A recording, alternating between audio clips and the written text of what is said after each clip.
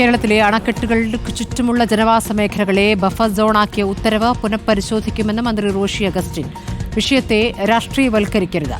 പഴശ്ശി ഡാമിന്റെ സമീപത്തുള്ള വീടുകൾക്ക് പെർമിറ്റ് നമ്പറിന് അനുമതി നൽകുമെന്നും മന്ത്രി നിയമസഭയെ അറിയിച്ചു. ഡാമിന്റെ അവിടുന്ന് ബഫർ എന്ന വാക്ക് ഉപയോഗിക്കുന്നില്ലെങ്കിലും ചെറിയ അകലം നമ്മൾ കാത്തു പരിപാലിക്കേണ്ടതില്ലേ? ഈ വിഷയം കേരളത്തിൽ വല്ലാത്തൊരു അന്തരീക്ഷം സൃഷ്ടിച്ചിട്ടുണ്ട്.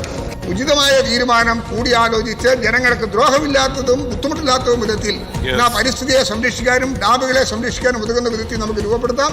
നമ്മുടെ പഴശ്ശി ഡാമിൻ്റെ അവിടെ നമ്പറുമായി ബന്ധപ്പെട്ട് ഉള്ള ചില വിഷയങ്ങൾ, ഇതൊരു കെട്ടിടം വീടിന് വേണ്ടി ഉള്ളതായതുകൊണ്ടും ഇത് റെഗുലറൈസ് ചെയ്യേണ്ട ആവശ്യം നിലവിൽ നമുക്ക് ഒരു വീടിൻ്റെ പശ്ചാത്തലത്തിൽ ചെയ്തു കൊടുക്കേണ്ടതായതുകൊണ്ടും അത് പരിഗണിക്കാൻ കഴിയുമെന്ന് ആദ്യമായി തന്നെ അടിയന്തര പ്രമേയ നോട്ടീസിലെ ആദ്യത്തെ കാര്യം ഞാൻ ശ്രദ്ധിക്കുകയാണ്.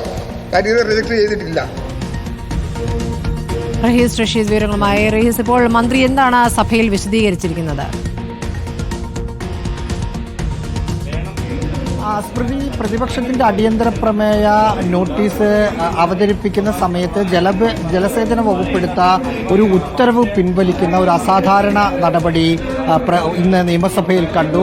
പ്രതിപക്ഷം കൊണ്ടുവന്ന ആവശ്യം അത് മുഖവിലക്കെടുത്ത് ജനങ്ങളെ ബാധിക്കുന്നതായതുകൊണ്ട് വകുപ്പ് മുമ്പിറക്കിയ ഉത്തരവ് പിൻവലിക്കുന്നു എന്നതാണ് റോഷി അഗസ്റ്റിൻ പറഞ്ഞത്. അതായത് വകുപ്പിന്റെ കീഴിലുള്ള ഡാമുകൾക്ക് ചുറ്റുമുള്ള 200 മീറ്റർ സ്ഥലങ്ങൾ ബഫർ സോണായി പ്രഖ്യാപിച്ചുള്ള ഒരു ഉത്തരവ് കഴിഞ്ഞ വർഷം ഡിസംബർ 26-ന് പുറത്തിറങ്ങിയിരുന്നു. ഇതുമൂലം ആ പ്രദേശത്ത് താമസിക്കുന്ന ആളുകൾക്ക് വീട്ടു നമ്പർ കിട്ടാത്ത അല്ലെങ്കിൽ നിലവിലെ വീട് പുതുക്കിപ്പണിയാത്ത പ്രശ്നങ്ങളുണ്ടായിരുന്നു. കണ്ണൂരിലെ പഴശ്ശി ഡാമിന് ചുറ്റുവട്ടത്ത് താമസിക്കുന്ന ആളുകൾക്കായിരുന്നു ഏറ്റവും അധികം ഇതുമൂലം പ്രതിസന്ധി ഉണ്ടായത്. ഇക്കാര്യമാണ് അടിയന്തര പ്രമേയമായി മോൻസ് ജോസഫ് MLA ഇന്ന് നിയമസഭയിൽ ഉന്നയിച്ചത്. മോൻസ് ജോസഫ് MLAയുടെ പ്രസംഗം കഴിഞ്ഞ ഉടൻ തന്നെ റോഷി അഗസ്റ്റിൻ ആ പ്രശ്നം സർക്കാർ വിശദമായി തന്നെ പരിശോധിച്ചതാണ്. പ്രതിപക്ഷത്തിന്റെ വിമർശനം ഉൾക്കൊള്ളുന്നു. ആ ഉത്തരവ് പിൻവലിക്കാനുള്ള നടപടികൾ